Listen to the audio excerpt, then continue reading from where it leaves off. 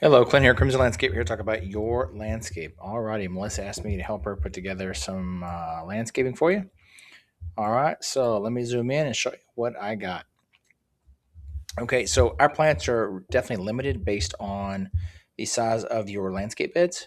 So we did a best guess on what we think would work based on what we projected is your sun slash shade light coverage.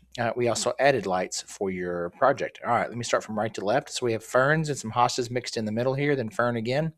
Nice pop of color. When it's a wall like this with the brick, I'm trying to get plants to overhang the brick to bring color and texture to that. Things are going to grow a little bit more together. Things are going to be a little bit more jam packed because we want that color and texture to blend. Part of it is what we're going to do is like with these hostas is we're going to lay it all out, and if we have too many plants in there, we'll take some out. If we don't have enough plants, we'll add some in there based on spacing, growth patterns, etc. But we want a balance of perennials and a balance of evergreen shrubs, so you have that pop of color against that white brick.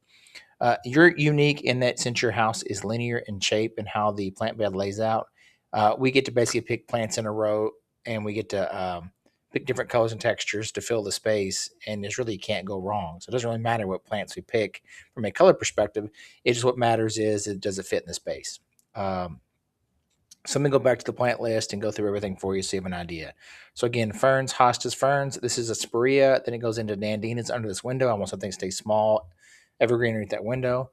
This is a variegated sedge, correction, a Everillo sedge, which is a yellow sedge. I have a little lime hydrangea here in the corner, so it's a hydrangea that'll get full and has pretty flowers. In the front here on the right, we have some seasonal begonias. So this is begonias here. This goes into Oregon grape begonia. Have those grasses that you like. Two Rose Creek abelias. So the grasses kind of anchor the window on both sides, and the abelias. Then I have some seasonal flowers here, which will be this time of year, which will be vincas. On the left side, essentially repeated the right side. This side is a little bit smaller in compared to the right side, so basically repeated it. So the grass, the abelias in the middle, then the begonias. Then over here in the corner, a hydrangea again, fern as fillers. Then hydrangeas, this is a different style of hydrangea. So this is a kind of a wedding dress white hydrangea.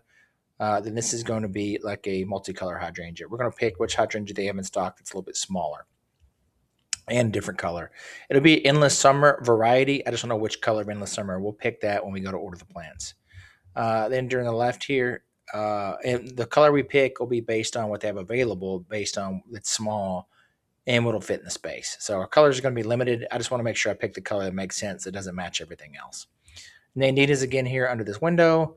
Then kind of repeated what was some of that stuff on the left. We have sedge here in the ferns and hostas and ferns.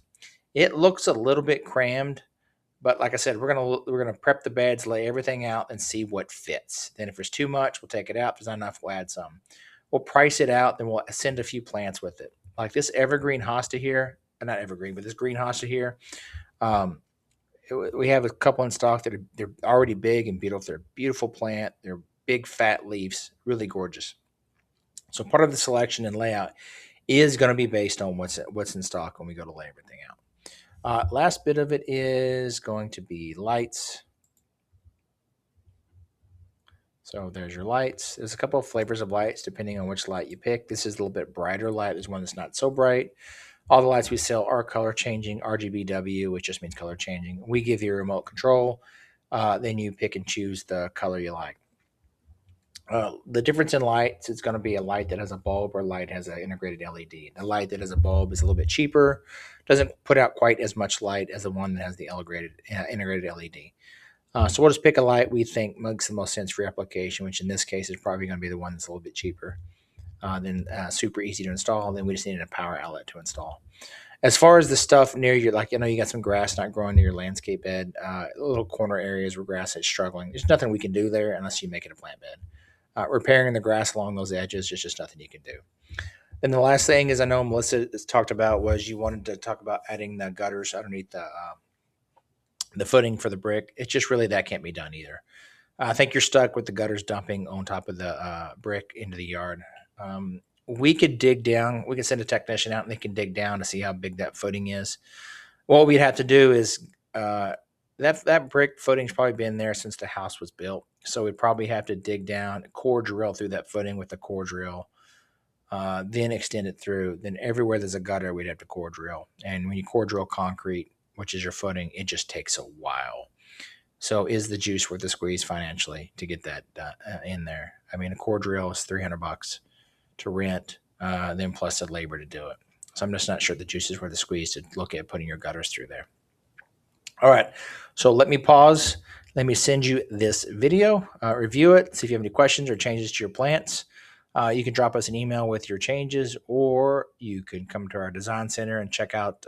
We can do this in person. You can make your light selection and some of your other selections here in person. The final thing you can do is we can do a Zoom call as well if you just want to walk through the plants via Zoom call. All right, appreciate your time and hope you have an awesome day. Thanks.